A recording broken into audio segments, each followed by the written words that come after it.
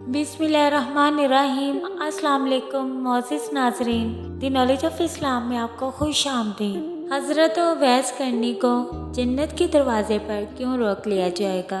हज़रत पाक सल्लल्लाहु अलैहि वसल्लम ने फरमाया कि जब लोग जन्नत में जा रहे होंगे तो उवैस करनी को जन्नत के दरवाजे पर रोक लिया जाएगा। क्या आप जानते हैं हज़रत उवैस करनी कौन है?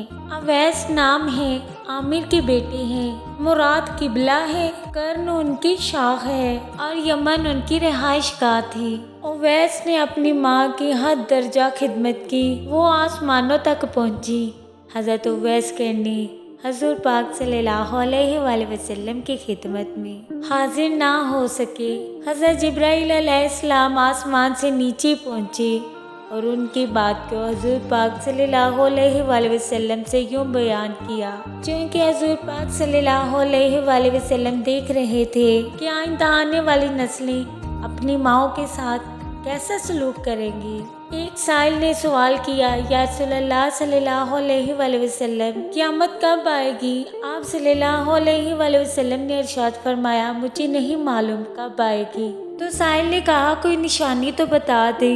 तो आप सल्लल्लाहु अलैहि वसल्लम ने इरशाद फरमाया कि जब औलाद अपनी माँ को जलील करेगी तो क़यामत आएगी। हज़ूर पाक सल्लल्लाहु अलैहि वसल्लम ने हज़रत उमर रज़ी अल्लाह तआला अन्हा और हज़रत अली रज़ी अल्लाह तआला अन्हा से कहा कि तुम्हारे दौर में एक शख्स होगा जिसका नाम होगा उवैस बिन आमिर, दरमियाना कद, रंग काला, जिस्म पर एक सफ़ेद दाग। हज़ूर पाक सल्लल्लाहु अलैहि वसल्लम ने उनका हुलिया ऐसे बयान किया जैसे सामने देख रहे हो।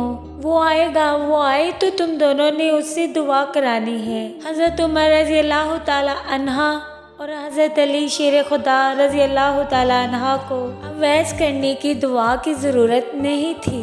ये उम्मत को पैगाम पहुंचाने के लिए है कि माँ का क्या मुकाम है। हज़रत उमर रज़ी अल्लाह तआला अन्हा सोचने लगे कि हज़ूर पाक सल्लल्लाहु अलैहि वसल्लम क्या कह रहे हैं कि हम उवैस से दुआ करवाएं। तो नबी करीम सल्लल्लाहु अलैहि वसल्लम ने फरमाया, उमर, अली, उवैस ने माँ की खिदमत इस तरह की है कि जब वो हाथ उठाता है तो अल्लाह इसकी दुआ को खाली नहीं जाने देता। हज़रत उमर रज़ी अल्लाह तआला अन्हा 10 साल खलीफा रहे, 10 साल हज किया, लेकिन उन्हें उवैस ना मिले। एक दिन सारे हाजियों को इकट्ठा कर लिया और कहा कि तमाम हाजी खड़े हो जाओ।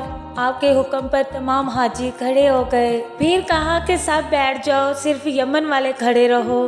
तो सब बैठ गए और यमन वाले खड़े रहे। फिर कहा यमन वाले सारे बैठ जाओ, सिर्फ मुराद कबीला खड़ा रहे। फिर कहा मुराद वाले सब बैठ जाओ, सिर्फ कर्न वाले खड़े रहो। तो मुराद कबीले वाले बैठ गए, सिर्फ एक आदमी बचा। और हज़रत उमर ने कहा कि तुम करनी हो? तो उस शख्स ने कहा कि हाँ मैं करनी हूँ। तो हज़रत उमर रज़ी अल्लाह तआला अन्हा ने कहा कि उवैस को जानते हो? तो उस शख्स ने कहा कि हाँ जानता हूँ, मेरे भाई का बेटा है, मेरा सगा भतीजा है, इसका दिमाग ठीक नहीं, आप क्यों पूछ रहे हो? तो हज़रत उमर रज़ी अल्लाह तआला अन्हा ने कहा, मुझे तो तेरा दिमाग सही नहीं लग रहा।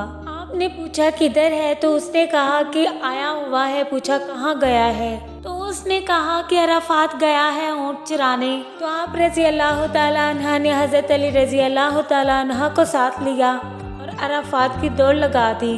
जब वहाँ पहुँचे तो देखा कि उवैस करनी दरख्त के नीचे नमाज पढ़ रहे हैं और ऊँट चारों तरफ चल रहे हैं। ये आकर बैठ गए और उवैस करनी की नमाज ख़त्म होने का इंतज़ार करने लगे।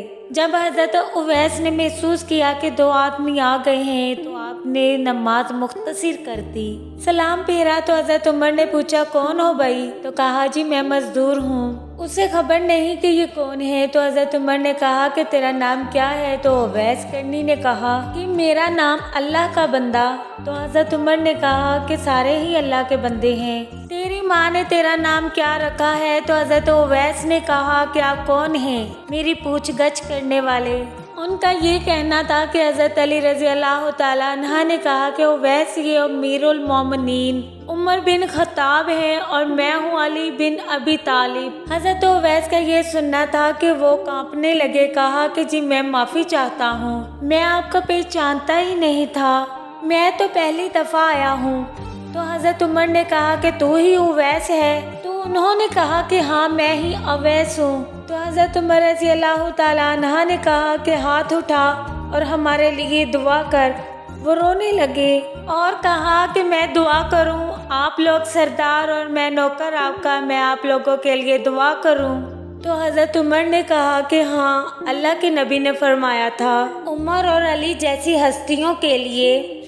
حضرت اویس رضی اللہ تعالیٰ عنہ کے ہاتھ اٹھوائے گئے، اس لیے اس کے پیچھے جہاد نہیں، تبلیغ نہیں، تصوف نہیں، اس کے پیچھے ماں کی خدمت ہے۔ جب لوگ جنت میں جا رہے ہوں گے تو حضرت اویس کرنی بھی چلیں گے۔ اس وقت اللہ تعالیٰ فرمائیں گے کہ باقیوں کو جانے دو اور اویس کو روک لو۔ اس وقت حضرت اویس کرنی رضی اللہ تعالیٰ عنہ پریشان ہو جائیں گے اور کہیں گے کہ اے اللہ تعالیٰ، آپ نے مجھے دروازے پر کیوں روک لیا؟ تو اس وقت اللہ تعالیٰ فرمائیں گے کہ اے اویس اپنے پیچھے دیکھو۔ تو جب حضرت اویس رضی اللہ تعالیٰ عنہ اپنے پیچھے دیکھیں گے تو اربوں کی تعداد میں جہنمی کھڑے ہوں گے۔ تو اس وقت اللہ تعالیٰ فرمائے گا کہ اے اویس، تیری ایک نیکی نے مجھے بہت خوش کیا ہے، تو نے ماں کی خدمت بہت کی، اور اویس یہ تیری ماں کی خدمت کا صلہ ہے جو میں تجھے دے رہا ہوں۔ تو انگلی کا اشارہ کر، جدھر جدھر تیری انگلی پھرتی جائے گی میں تیرے طفیل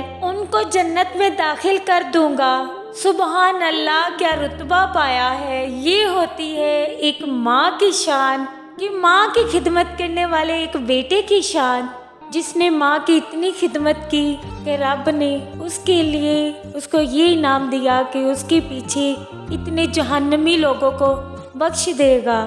اللہ تعالیٰ ہم سب کو بھی اپنے والدین کا فرما بردار بنائے، آمین۔ یہ ہوتا ہے فرما بردار بیٹا جس نے ماں کی خدمت کر کے اتنا اعلیٰ رتبہ پایا۔